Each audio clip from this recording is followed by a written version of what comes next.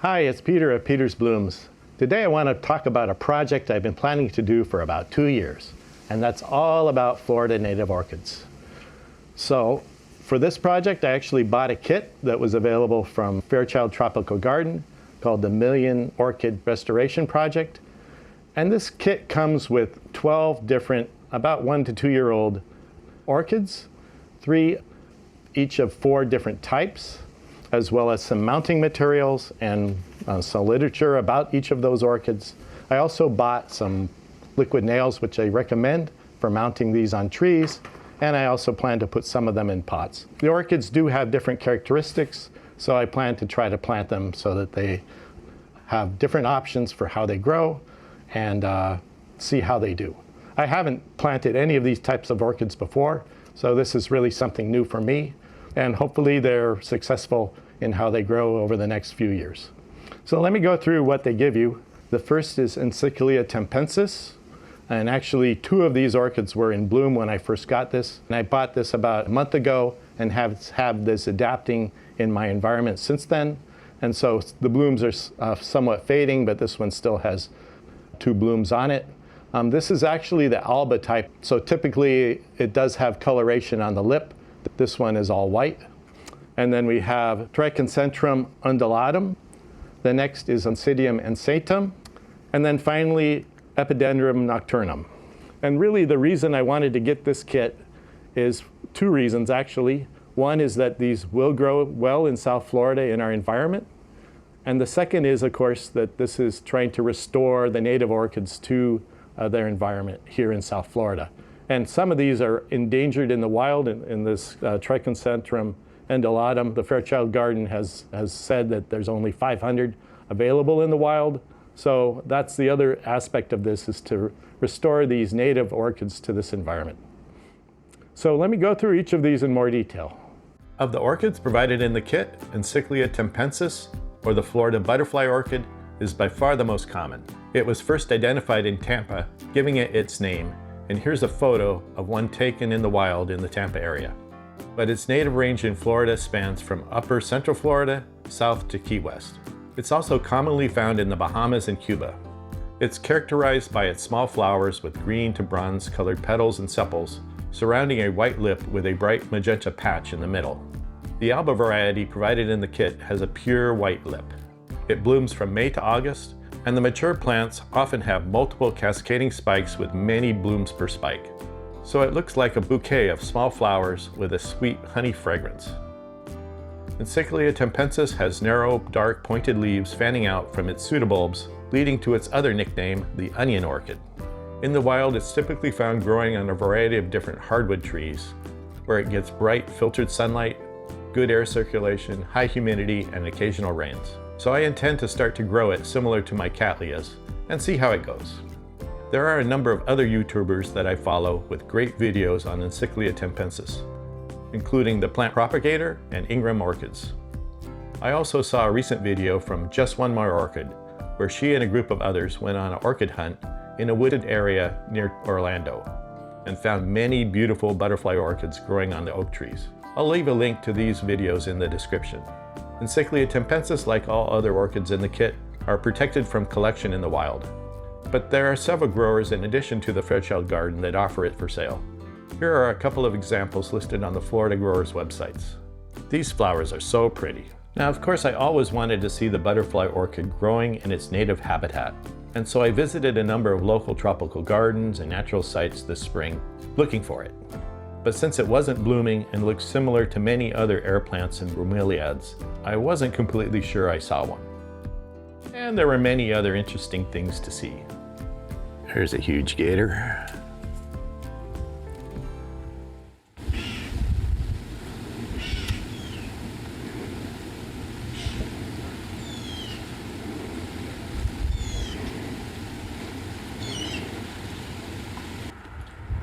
A snake going up the tree.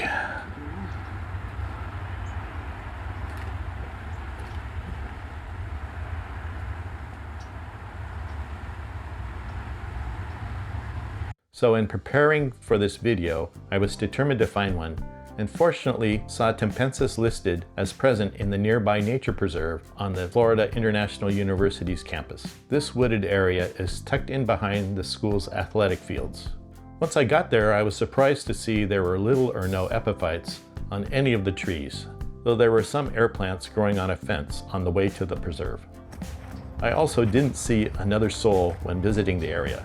Maybe not surprising for a hot June morning, but still a bit creepy, right? Maybe a little less unnerving than if I ran into one other solo male. Anyways, I digress. After 30 minutes of wandering around, feeding the mosquitoes and not running into any psychos or chupacabras, I was about to give up when I went down one more path. And there it was, growing on a pigeon plum tree, with long green leaves and many pseudobulbs, and several cascading blooms.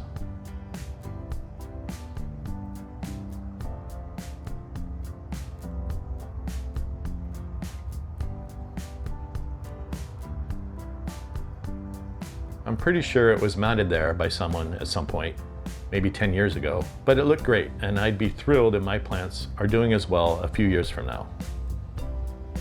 Well, that was about all I have for the butterfly orchid, and it was time for me to get out of there. Oh, one more thing. Seeing the butterflies, they are not the pollinators of the butterfly orchid, and its honey fragrance does not attract honeybees either. They're also not self-pollinating, but there are a number of different potential pollinators, including ground-dwelling sweat bees, bumblebees, sand wasps, bromeliad flies, and the flower scarab beetle, or all of the above.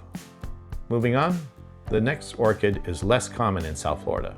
In fact, in many respects, Trichocentrum undulatum, also known as the spotted mule-eared or Cape Sable dancing lady orchid, is pretty much the direct opposite of Encyclia tampensis. It's highly endangered in the US, found only in a small area in the southern Florida Everglades, although it is distributed in the West Indies, Mexico, Central America, and northern South America. Apparently, there is a rare herbivorous fly that lays its eggs in the flower spikes of this orchid, and the fly's larva eats the interior of the stalk, preventing flower development. Since the fly only feeds on this orchid, both the native plant and fly may be heading toward extinction in Florida together. Additionally, in contrast to the butterfly orchid, mature Trichocentrum undulatum plants are characterized by long, leathery, folded leaves resembling mule ears that can reach over 5 feet in length. The flower spikes, too, can be 8 feet long, with clusters of up to 50 blooms that are brown to yellow-green with large irregular red-brown spots and a white column in the center. These plants belong to the Oncidium family and grow on hardwood trees and flower between April and September. There is one YouTube creator, Olivia from Fort Lauderdale, with the Orchid House channel, who has great videos on the care of Trichocentrum undulatum, as well as other mule-eared Trichocentrum orchids. I'll also link his videos in the description. He mounts and grows his orchids under high light conditions, and after watering, he makes sure the plants dry out completely before watering again, as they rot very easily but are drought tolerant. These orchids do well in warm conditions like South Florida, as long as they don't get soaking wet for extended periods. They also obviously need space to grow and bloom. The other Oncidium family orchid in the kit is Oncidium ensatum, commonly called the Florida Oncidium or Florida dancing lady orchid. It is found in the South Florida Everglades, Bahamas, and tropical America. Oncidium ensatum differs from Trichocentrum undulatum in that it can be partially epiphytic or terrestrial, growing in the humus at the base of hardwood trees. It also needs less light and more moisture than undulatum. It has long, narrow green leaves emerging from small pseudobulbs, but the flower stalk can be 8 feet long, with 80 yellow flowers that have olive green to brown petals and sepals. It's not clear from my research what time of year to expect the blooms. Several sources say late winter to spring, and others summer to fall. The only month I didn't see was October, so maybe we'll have blooms almost all year long. Interestingly, both Trichocentrum undulatum and Oncidium ensatum seem to be pollinated by oil-collecting centrist bees, though through different mimicry strategies. The flowers of the mule-eared orchid do not contain any oil, but may resemble, at least to the bees, the flowers of an oil-producing lotus berry plant. So the female centrist bees are attracted to and pollinate the orchid's blooms. In contrast, the yellow flower sprays of Oncidium ensatum resemble a swarm of foreign bees, and the territorial male centrist bees attack the blooms, resulting in flower pollination. Once my orchids get to the blooming stage, I plan to get a lotus berry plant to attract the centrist bees and see if I observe any of this behavior. Our last orchid in the kit is Epidendrum nocturnum, or the night fragrant epidendrum. It's known for its elegant 5-inch wide, spidery green and white flowers that have a sweet fragrance at night. It can flower at any time during the year, but can self-pollinate even before the blooms open. Something I found out was called cleiostigamy, or closed marriage. Once the flower pollinates itself, it can fade rapidly, sometimes in hours, and start forming a seed pod. But I did see that if you cut off the resulting seed pods, the plant will grow another spike and bloom sequentially.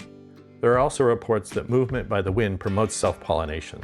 So there are a few variables to play with, either to get multiple blooms or multiple seed pods. This plant is a reed stem epidendrum with multiple 2 to 4 feet canes when it matures, and it grows well in the partial shade. The native plants are found on hardwood trees throughout the Florida Everglades and are widespread and common in tropical regions of the Western Hemisphere. So that covers what we got in the kit. But I see the Fairchild garden has recently updated the kit to include Blatea purpurea instead of Trichocentrum undulatum. This is a terrestrial orchid, also known as the pine pink orchid. In addition to the kits, the Fairchild has a large effort to reintroduce these native orchids to the South Florida area through their programs with the local public schools. They have a mobile lab, and the students get to work with orchid seedlings and plant them in the areas surrounding the schools. I covered this briefly in an earlier video, and Summer Ray Oates has a recent video on this project that I'll link in the description. With that, let's get going with our orchids. Okay, so that's the background I found out about these orchids, and now let's see what we actually got. So, starting with the Encyclia tampensis, and as I mentioned, I'm going to put them in 2 situations where they're mounted in our trees, the bougainvillea and the palm tree, and then when I'm going to put them in the pots. So let's check out these little babies. This one has maybe half a dozen pseudobulbs. It's pretty nice. This one wasn't the one that flowered. Next we have, this one did flower. Maybe it's a little bit smaller. I'm not sure how they did these, but they planted them all at the same time, I'm assuming. They're in moss. So I don't know what situation they had these growing in, maybe a greenhouse. This one's a little bit less, maybe 5 pseudobulbs, not too big. This one again has larger pseudobulbs. I'd say half a dozen or so. So I have to figure out which one would be best to pot. I do want to have the ones established in the trees, so I guess the ones that are a little bit bigger with more pseudobulbs I'll save for the trees, and this one I'll pot. It did flower, so it's encouraging. And to see if it has some new growth, it's kind of hard to see. Maybe it has one bud coming here. So I'll plant that. So that's the tampensis butterfly orchid. It's the Oncidium, Florida Oncidium. This one is also pretty good. Has new growth coming. This one in the middle. It's kind of lopsided. It has one giant bulb and then one new growth coming. And then the last one, oh, lots of roots on this one. So again, one big bulb and another new growth coming. So they're all about the same.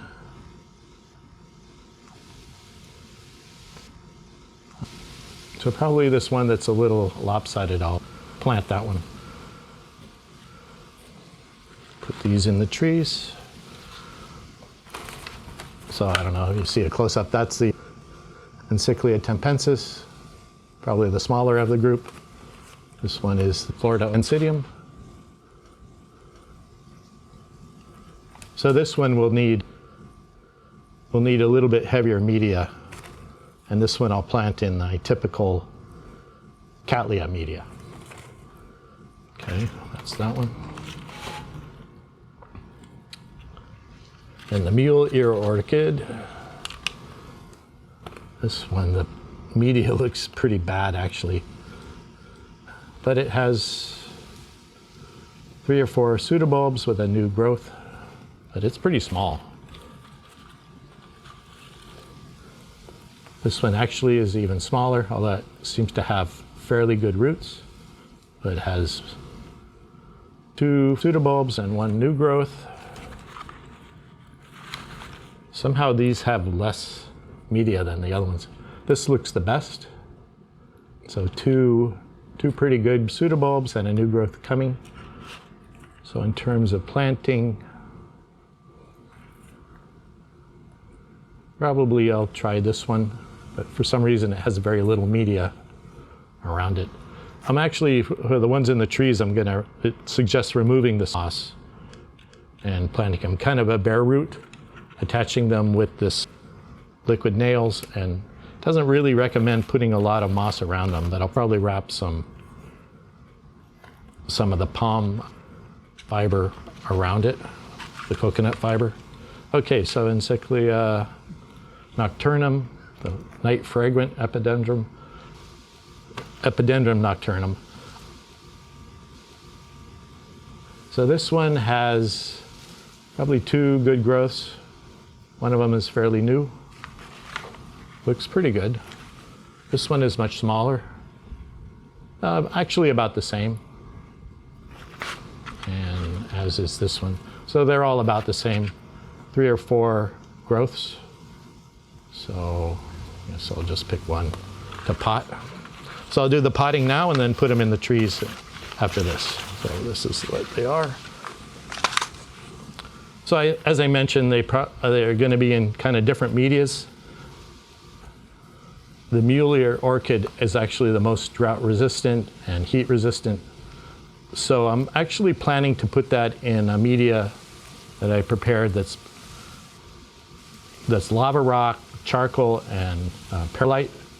So it'll dry out more quickly than some of the bark-based medias. I typically water the plants a couple times a week, 3 times a week, depending on how much rain there is or how hot it is. We are getting into the rainy season now in June. So I want to make sure that this plant stays dry in between waterings, gets dry quickly, so I don't have to water it specifically for itself necessarily. And so I'm going to try to put it in this drier media in this mesh pot so it dries out quickly.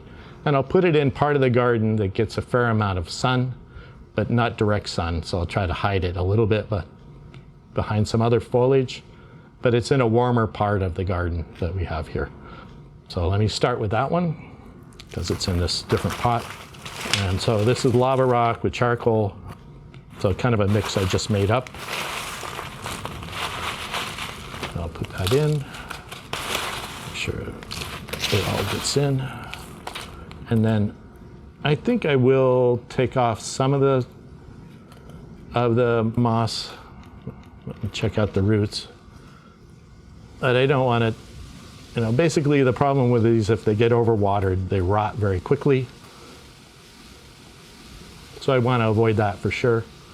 And so I just don't know, with all the rain coming, if I want all this moss with this plant.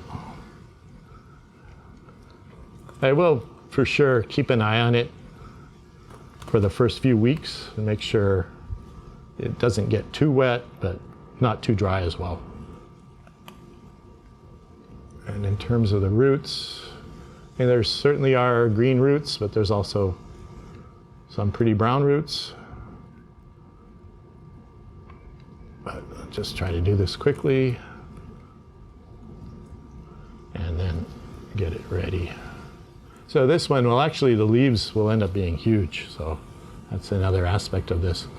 And oftentimes they put them in fairly small pots. This may be a little bit too big. This probably is over potted, especially for this size. But we'll see how it does. And this one probably will do better in the trees than it will be doing in the pot, because it's easier to monitor the watering if it's mounted more or less bare root. Try to get it in the middle.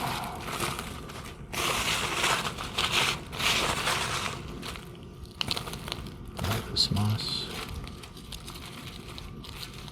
So I'll probably fix it up a little bit more. Maybe put a little bit more perlite or media. That's where that one's going to start. Get rid of this stuff. That's that one first. So This is those.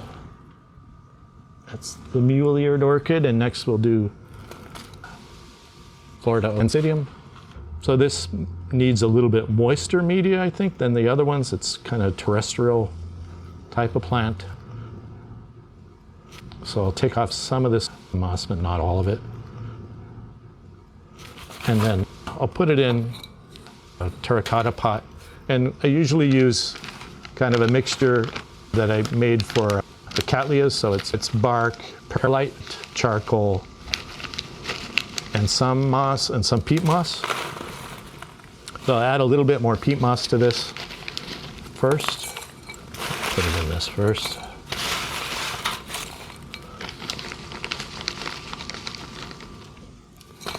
So I have some peat moss here. So it'll be a more kind of loamy type of media for this particular orchid. Put a few lava rocks in the bottom just for drainage.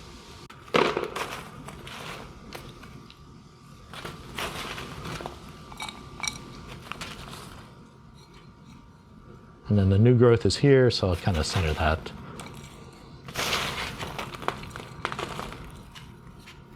And I'll hang this up where we have kind of in the lower part of the more shaded area of the bougainvilleas. I'll make sure that's in there good.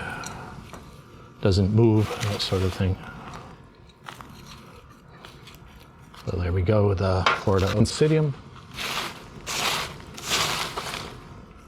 And now the butterfly orchid. So again, this is I'll do the same thing I'd normally do with the cattleyas for these two. Put some rocks in the bottom. That's probably enough. And then use this.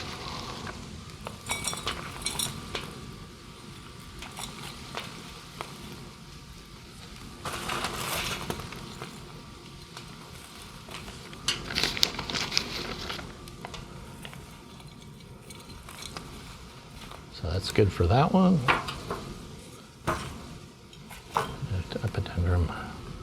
Remove some of this moss.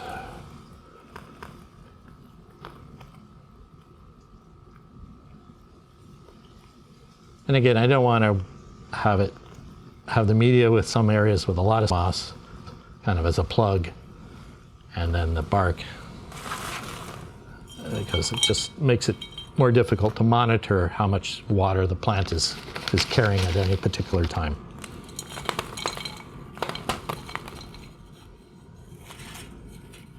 Look at the new growth in the middle.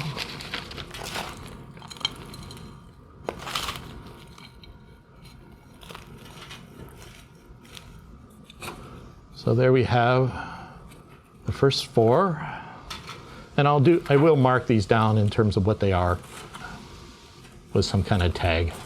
This one I'll put into this and hang in again in a brighter part of the garden, sunnier part of the garden. There we have the first four, and now the rest I'll put in the trees. So I already applied some of this liquid nails to the trees, and we'll push the plants into it and then wrap them with the twine. And again, continue to monitor the watering kind of on a daily basis for the first couple weeks and see how they're doing. So let's check out how to mount them in the trees. Okay, so here's the butterfly orchid. I'm going to put it up in this bougainvillea plant. So this is about 25 years old, so it's quite thick, but it's not the typical hardwood plant that this would normally be found in the wild. So we'll see how it does. I did put the liquid nail about half an hour ago, and so that's what they recommend. And then you stick the pseudobulbs into the liquid nail, tie it up, and then have the new growth kind of so that the roots then attach to the tree. So let's go ahead and do that. I did have the twine here ready for that. And so let's put it here. Kind of make sure the pseudobulb is the one in the liquid in the thing, and then tighten it up. So this area does get a lot of sun in the morning, but not so much in the afternoon. So Hopefully that's a good environment for this plant. All right, let me try to tighten this up. Okay, here we go. Good. All right.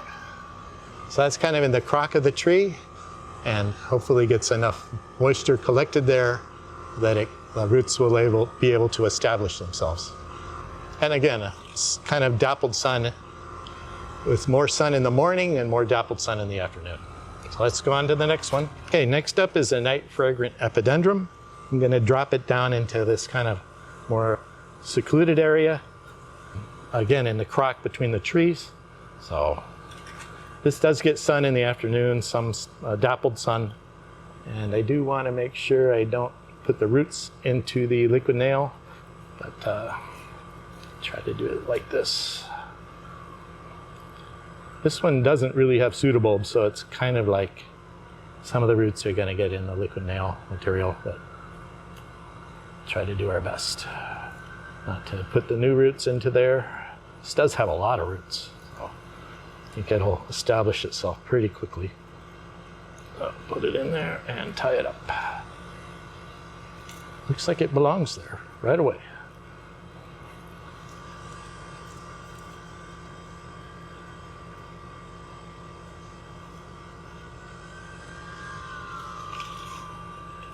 So we'll tie that down. Let's go on to the next one. So next we have the Florida Oncidium, and this is a more shaded area where we have a number of other orchids, so I think it'll be good situation for this plant. And normally this is around the base of trees, so we'll consider that as well. And put it in place, push the pseudobulbs into the liquid nail, and then attach the string. So we'll tie that down. And let's go to the final one. Okay, now we have the mule-eared orchid. So this can get very long leaves, so I have this area. It also is fairly heat and drought tolerant, so this area does get more sun. So let's attach it here. And push the pseudobulbs into the liquid nail.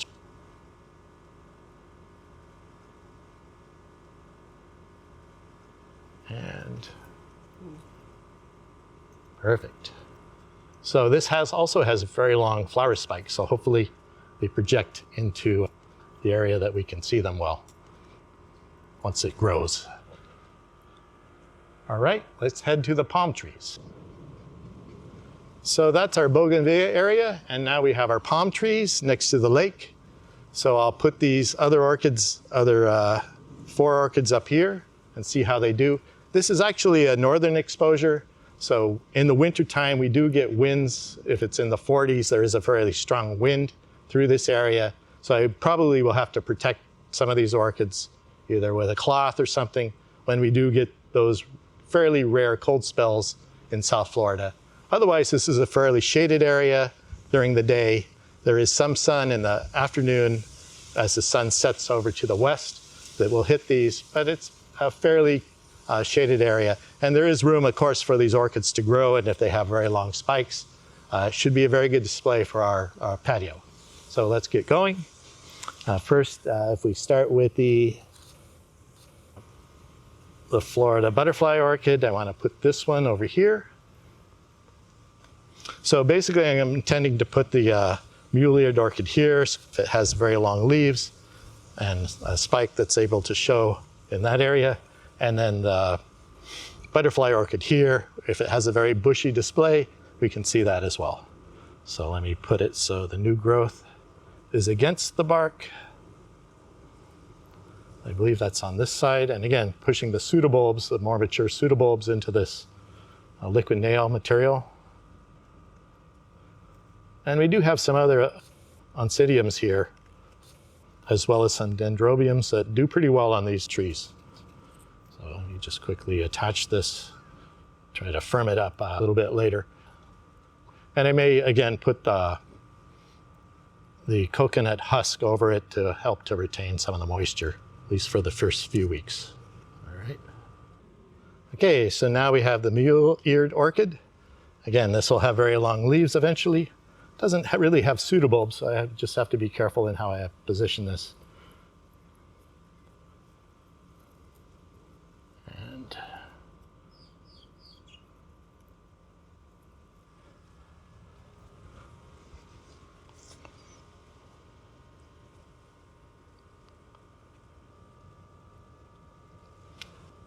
next is the night fragrant Epidendrum.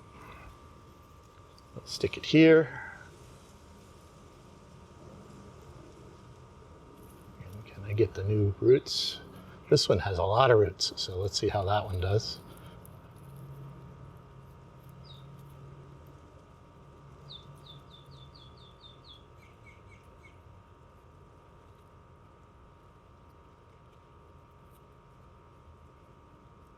We ran out of the burlap string, and this one's a little easier to tie, so that's why we're going with this green one. That's perfect.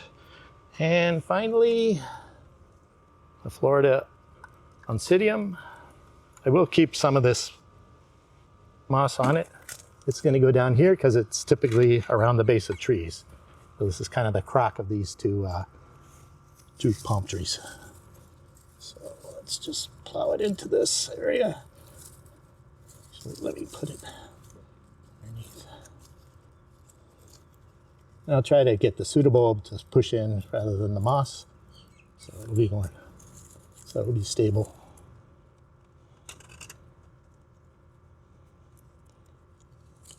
All right, so here's our final setup for each one. Our Encyclia tampensis, Florida butterfly in the pot. It's mounted in the bougainvillea. And on the palm tree, Trichocentrum undulatum, the mule ear orchid. And this is a warmer area of our backyard.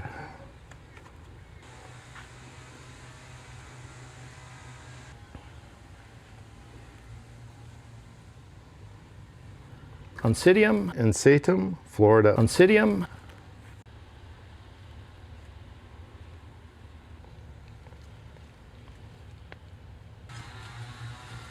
And the Epidendrum nocturnum.